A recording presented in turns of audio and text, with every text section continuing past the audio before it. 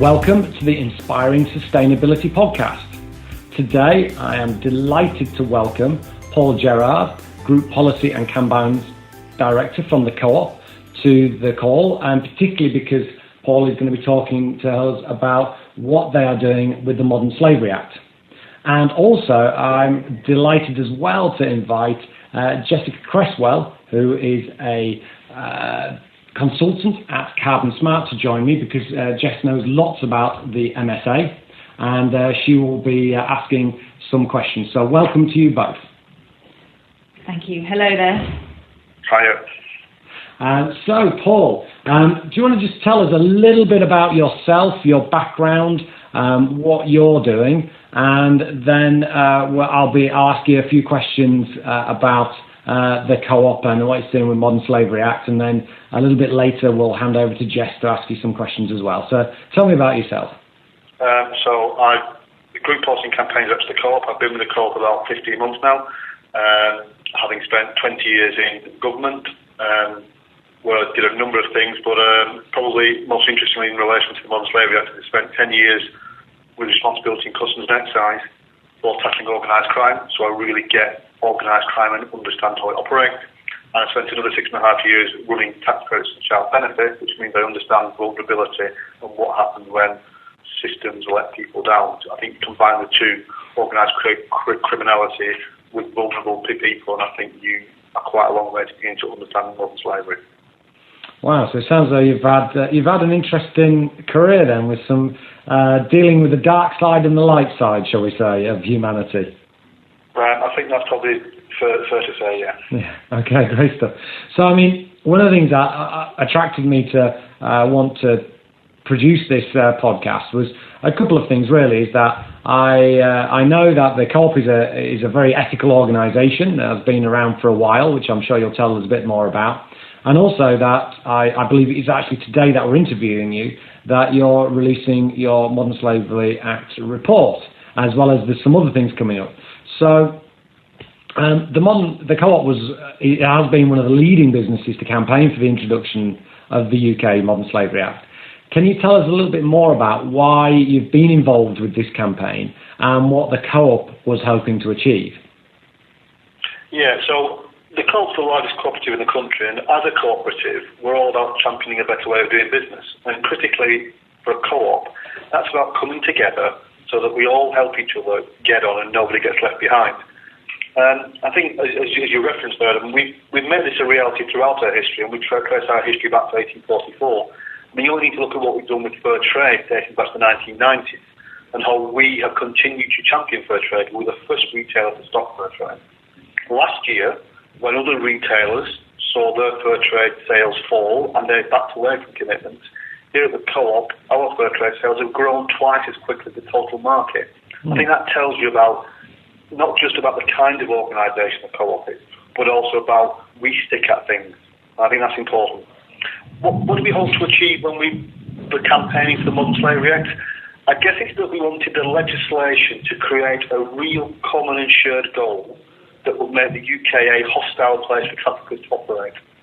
I think we're all impatient to do more and to do it quicker, but I think we can be pretty proud of the start we've made in the UK, and that's testament to a number of people, a number of real heroes actually in the NGO sector. I've been privileged enough to meet a few of them. And also, in fairness, I think government and the former Home Secretary, current Prime Minister, can also take some credit for making modern slavery an issue in the UK and allowing the UK to become a genuine leader on tackling modern slavery across the globe. Excellent. Yeah, there's some good points there that you've got there, because I mean, this isn't the first time that a Co-op you've helped address modern slavery in supply chains. In fact, you started looking at over 150 years ago. Can you drill down and give a bit more detail about that for us? Because I'm sure the listeners would be fascinated to know how it's not just a reactive thing to a piece of legislation, but it's something that sounds as though it's kind of almost part of your DNA. Yeah, absolutely. I mean, what lies behind our commitment to tackling slavery and supporting the victims of slavery is who we are as a cooperative. As a cooperative, we've got a set of values and principles which the whole cooperative movement, and there's people are quite surprised, there's 750,000 co-ops worldwide. And those values and principles that we all share, we've all shared them for more than 170 years. Critically for us in the co-op in the UK, the fight against slavery, standing in solidarity with those enslaved, and supporting those who are supporting those enslaved is something that's deep in our history and our heritage. Now, before I was in government and before I worked, I was a historian, so history is something I love. And this bit of it really appealed to me. So back in 1862, the working men and women of Manchester, and as you'll know, the co-op is a great Manchester business. The working men and women of Manchester stood in solidarity with Abraham Lincoln and his Union forces who were fighting to end slavery in the United States. Right. And remember that back in 1862, as they made that stand, they did so in the face of the desperation and death that was being caused by the Lancashire cotton famine. And that Lancashire cotton famine was a direct result of Lincoln's naval blockade of cotton exports from the Confederacy. But Lincoln, and there's a statue of Abraham Lincoln in Manchester, he called that act of heroism, that standing in solidarity with those enslaved in the United States, he called that an act of heroism unrivaled in any age or country. Now, the thing about that is the people who were behind that act of heroism, the people who organised and led the working men and women of Manchester, were the founders of my co-operative. The co-op that I now work for, I'm very proud to work for, it was my forebears who led the working men and women of Manchester that resulted in Lincoln saying it was an act of unrivaled heroism and courage. You know, so at our AGM on the 20th of May, we'll be voting on a motion which commits the co-op to two campaigns to support victims of modern slavery. You know, it's what our founders did back in 1862, and I'd like to think that those founders will be very proud of what their descendants, their cooperative descendants, are doing in 2017, standing in solidarity with those enslaved and fighting for better treatment for those victims. That's excellent and you know, really truly inspiring. And it sounds as though you're kind of living your purpose. So that's brilliant. Do you want to tell us a little bit more about actually those two campaigns that you'll be voting on the 20th of May? Yeah, so a key part of the motion at the AGM on the 20th of May, as I said before, we're the biggest cooperative in the country. We have 4.4 million members. At our AGM, the motion commits us to a number of things. One of the things it commits us to is a thing called Project Bright Future. Now, we launched Project Bright Future in March, about 9 weeks ago. And what Project Bright Future is, and it's a unique thing so far in the United Kingdom, it's a programme where we provide a pathway to paid employment for victims of modern slavery. We launched it in March. We've already had 4 victims complete that programme. Wow. 3 of those, I am hugely proud to say, are now my colleagues in the co-op. They work for us full-time. And the 4th person who's completed the programme couldn't take a role with us because of her family commitments. But actually, she has secured a permanent paid role with another company, but she credits that job to the work experience and the confidence she got from that work experience with the co-op and the ongoing support of our store manager in the store she worked in. So we've got another 10 people who are starting with us over the coming months, and we aim this year to put at least 30 people through Project Bright Future. And the key point about paid employment is some research done recently, done by Liverpool University, that tells you that the surest way to break the cycle of slavery is by those victims who have been enslaved for them to find paid employment. So Project Bright Future provides that. It's tremendous to see those people grow in confidence and reclaim their lives. But it was only possible because we partnered with a couple of NGOs. Our first partner was City Hearts, and we've also now added the Snowdrop Project. And I have to say that it's been a privilege to work with Phil Clayton at City Hearts and Lara Bundock at Snowdrop, because those 2 people and their colleagues are the real heroes in this story. We'll be expanding our partnerships. We've got 2, City Hearts, Snowdrop. We're going to expand to some more NGOs to cover more of the country, to provide more opportunities for victims to reclaim their lives. But actually, you know what? What will really make Project Bright Future a success isn't that the co-op will do it, and we will do it, and we'll continue to do it, and we won't stop. But actually that other businesses step up to the plate and also begin to offer paid employment opportunities to victims of modern slavery. what I said when we launched Project Bright Future in March, and what I've always said, and I'll say it again here, any business that wants to do what we've done and provide opportunities for victims of modern slavery to become survivors, all they've got to do is ask us, and we will give them everything that we've learned, all our processes, all our learnings, all the ways we've made this happen, because this isn't about us keeping something private and unique. That isn't success. Success is that any number of businesses in the UK support victims so that those victims can become survivors. And I think that's a really important thing for us, that this is about the business sector in the UK, not just the co-op. Yeah, that sounds fabulous. And something that comes out for me is that you're going way beyond compliance here, because this is a compliance piece of legislation, clearly, and also it's something that is, and it's great that, as far as I know, it's fairly unique in the world. So what they've got here is an opportunity to really help other organisations with that. And so we've got something that I'm interested in, is how this programme here that we're doing today can inspire others. So one of the things is that you've talked about that, obviously we've got the compliance, now the MSA is there. You've talked about some of the ethical reasons for this, but could you tell me about maybe any other benefits that you have seen in your business that have been good, that could inspire other organisations to take you up on your offer of learning from what you've done? So I think the Modern Slavery Act has put in place some legal obligations, and to be compliant, you've got to put a statement on, you've got to put it on your website, a director's got to sign it. And there's plenty of businesses I've been with a number of people over the last few weeks who are looking at lots of statements.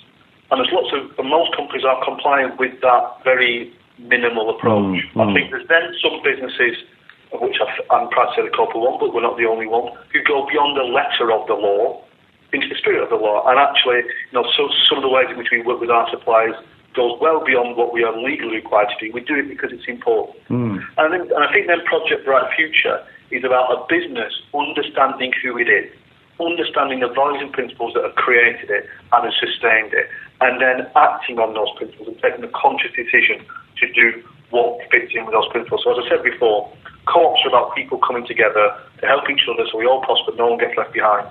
Well, we don't want to leave victims of modern slavery behind. Our forebears did in 1862, we want in 2017.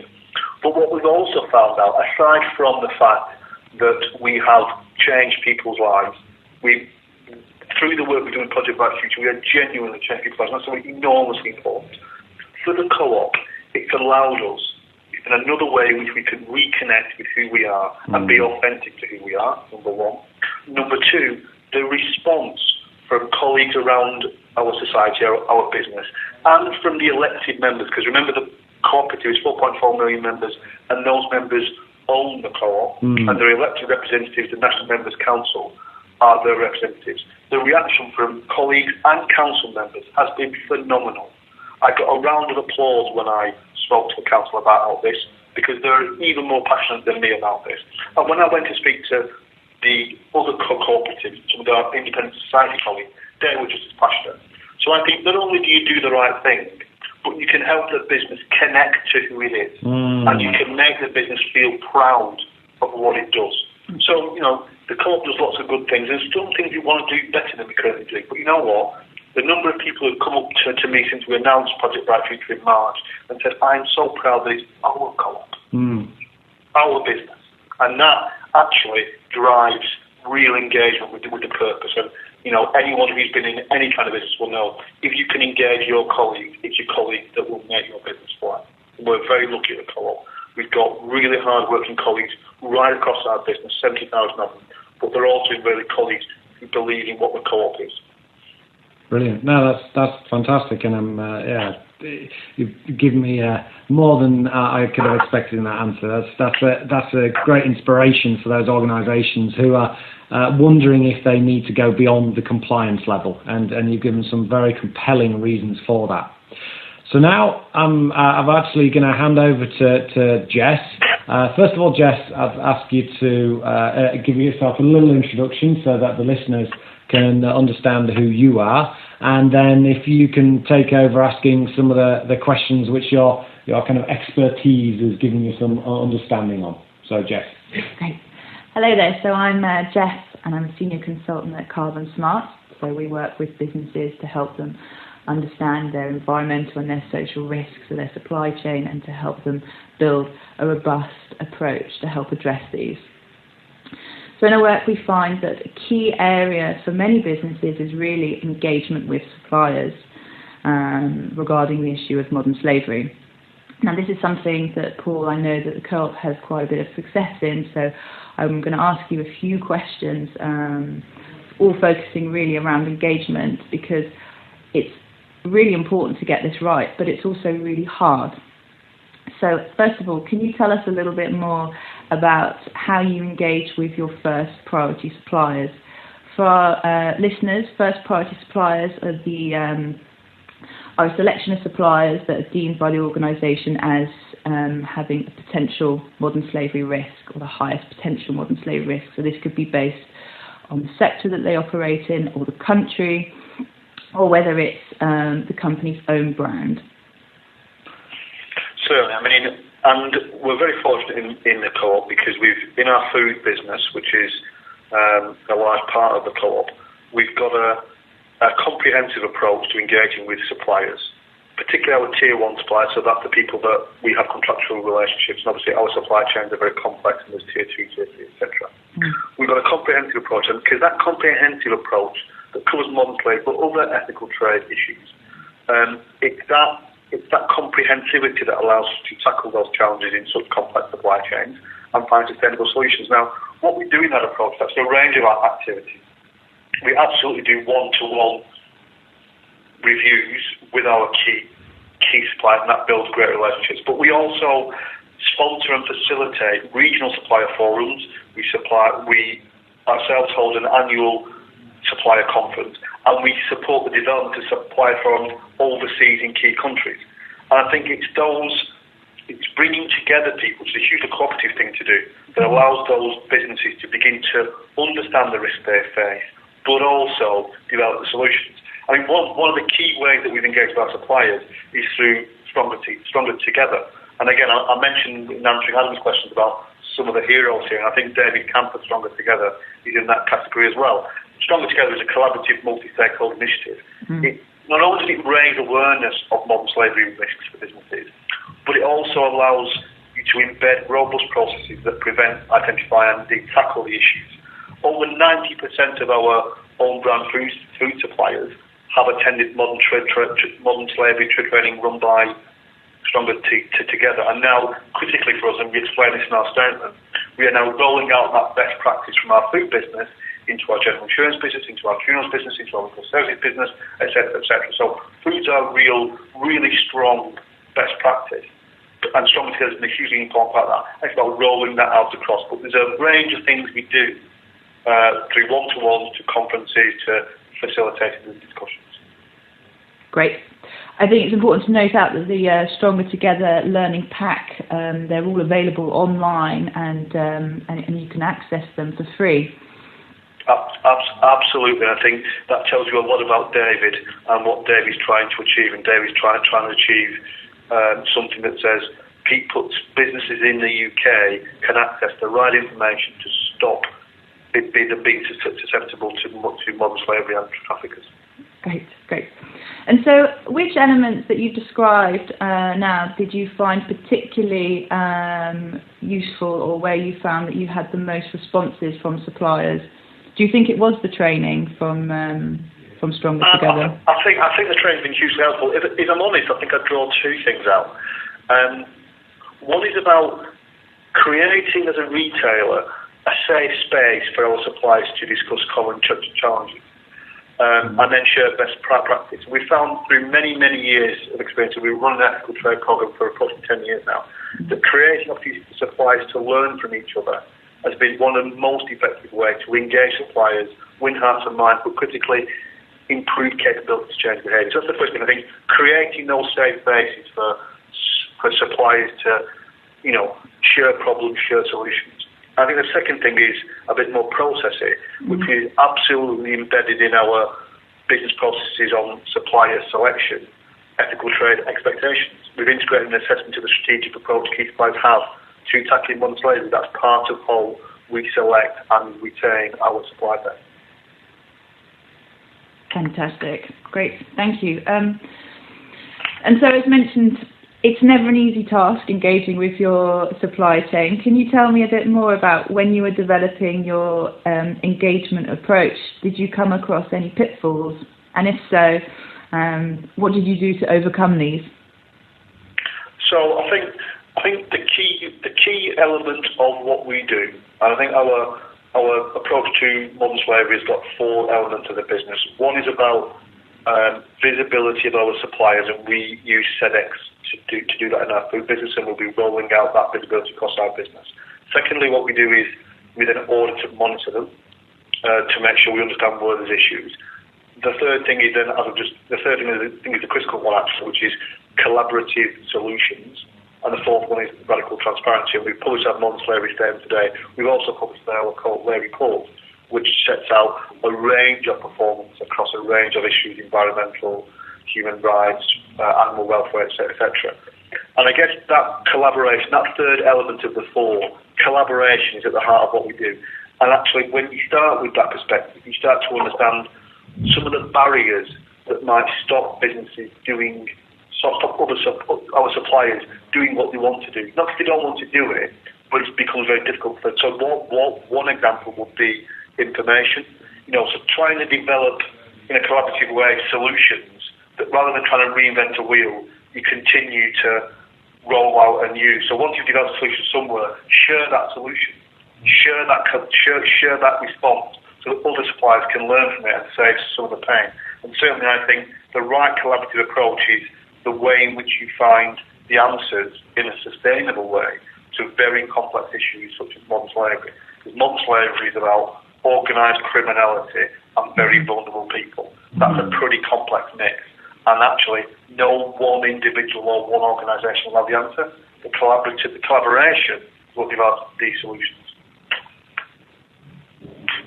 Great. So talking a bit further about collaboration, so you've now started to go beyond engaging with your tier 1 suppliers, and now you've started to engage with your tier 2 suppliers, so your suppliers, in other words. Can you tell us a little bit more about how you selected those suppliers and how you're engaging with them?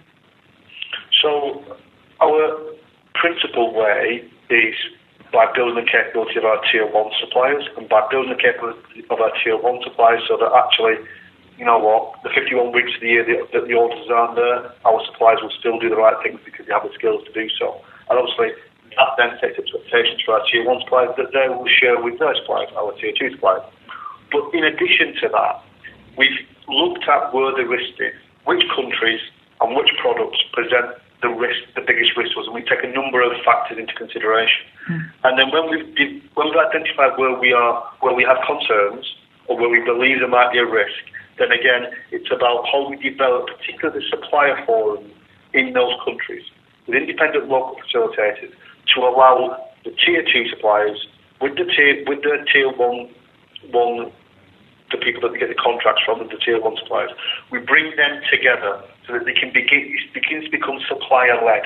Because I think if it's supplier-led rather than us leading it, that makes it more compelling and it makes it easier to access. And actually, it makes it more relevant to those suppliers. So in countries like Egypt, Spain and Italy, we've engaged to create those supplier forums. And we work, again, collaboratively with other UK retailers to develop those forums. It's those forums in those countries where we believe there's a risk for our products.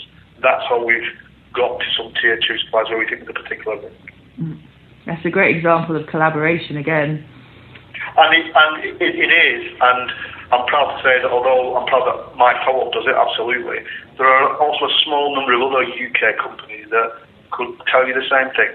I think that's great because that's about the UK being a place that's hostile to traffickers. Great. And so how do you see your supplier engagement approach regarding modern slavery developing over time? I think what we've learned from a number of different elements of the broader ethical trade landscape is that you've got to carry on. You don't just do it for a bit and then stop.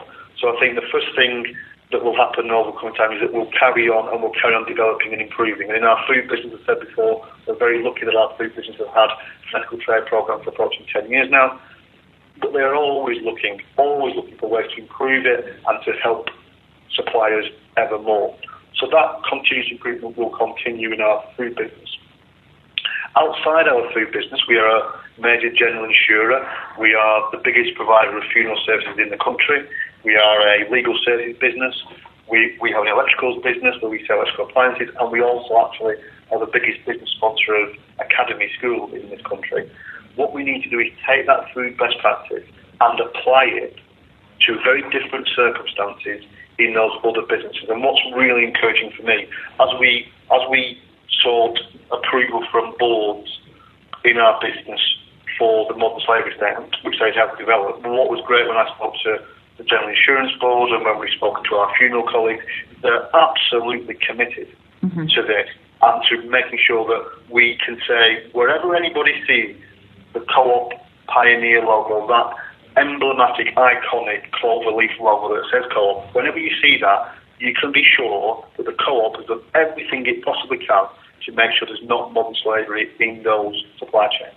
And where something has gone wrong, you can also be assured that we'll be developing collaborative solutions to resolve those issues.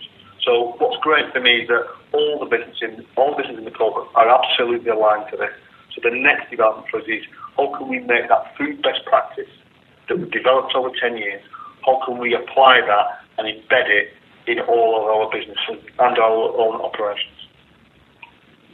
That sounds fantastic, Paul. And we're coming to the end of the interview, but something that strikes me is that you've obviously here created a really robust approach based somewhat obviously on 150 years of history, but also the desire since the MSA has been launched to deliver something powerful and impactful, not just for your business and the people that you might touch, but also to inspire and support other businesses to take action as well.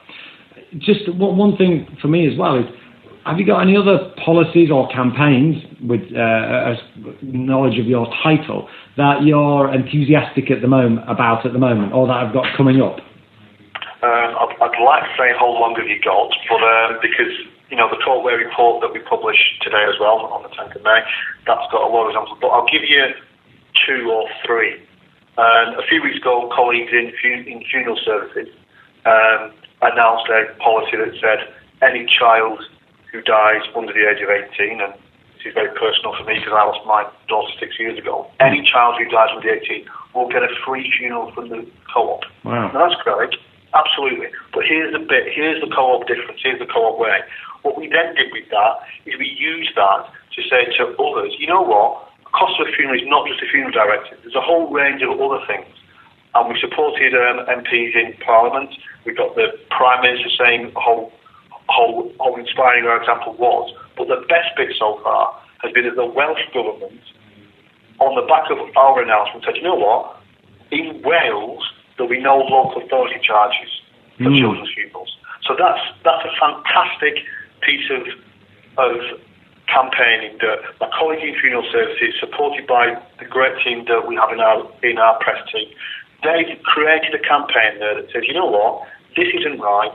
We'll take the first step. Others can follow. And I'm delighted that the Prime Minister recognised that, but also the Welsh Government said, you know what, absolutely, there'll be no cost for children's funerals from local authorities. So that's one example. The other one example I would give you is we established a charity partnership about 18 months ago with British Red Cross to tackle loneliness. And we've raised a huge amount of money. We aim to raise £3.5 million. We actually raised over £5.5 million, and we're still counting the final pennies that are coming in. So we raised a huge amount of money for British Red Cross. But what we've done with that is we've said there are people in our communities. Loneliness is not just about the elderly, or it certainly is. It's also about young mums. It's also about other groups. We identified 7 groups through some academic research, and then we've worked with the British Red Cross to use that funding to create a set of people in the communities that can link up and stop loneliness. And why did we do that? Because we're a people business. No one gets left behind, number one. But number two, especially in many of our stores, the only interface many people have with other people is when they come in for the milk in the morning. So for us, again, like modern slavery, like children's funerals, this is core to who we are and to our business. And I think those are 2 great examples. I'm hugely proud of them. Where we've done something that's the right thing to do, but we've not stopped there. We've sought to get others behind us, others to support us, so that we can make a difference. And that co-op difference is genuinely unique, and that's why we call it the co-op way, because the co-op's a different business model, the cooperative business model is different, and the co-op is different. Yeah, well, this is truly inspiring to me. The reason why I set up this podcast is to hear stories like that and communicate them to the wider world, so that more people can hear that and think about how they could apply it in their own businesses and lives. Because I have a strong sense that business can be a force for good, as well as providing the services that you provide. And the 3 examples that you've given with modern slavery and the other 2 are really great, and I'm so pleased that you've given us some time today. Thank you for that. I'm sure you're busy with your report being launched. So thank you very much for joining us on this. Thank you, Jess, as well. Thank you, Paul. Thank you, Adam. And so I'll close this podcast of Inspiring Sustainability by thanking Paul and Jess for making this podcast possible, and also to thank the listeners for listening through this. I hope this has filled your heart as much as it has done for me with hope and wonder that we can actually deal with some of these problems as a society, and working collaboratively really make a big impact. So thank you very much.